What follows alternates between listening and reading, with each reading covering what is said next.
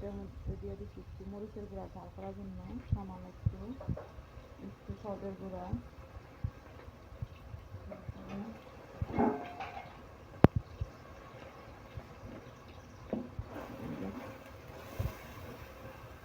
কষে নিই।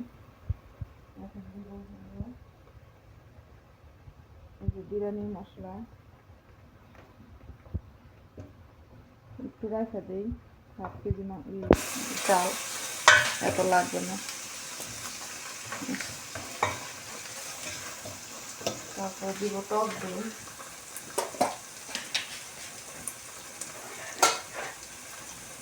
টক দই দিব,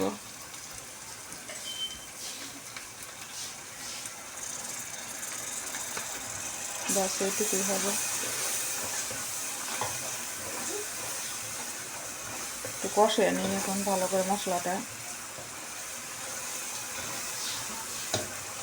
একটু কষায় তারপরে মাংস দিয়ে দেবো।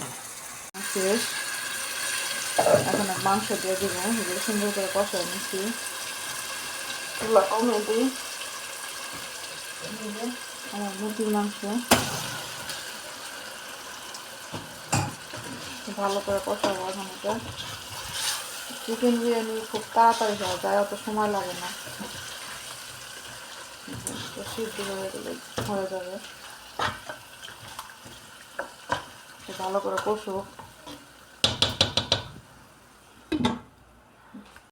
এই যে আমার সালাদ কাটা শেষ, বিরিয়ানির সাথে খাবো, পরে মাখাবো এটা।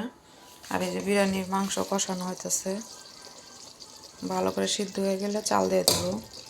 সিম্পলভাবে রান্না করতেছি আর কি, একটু ঝটপট করে।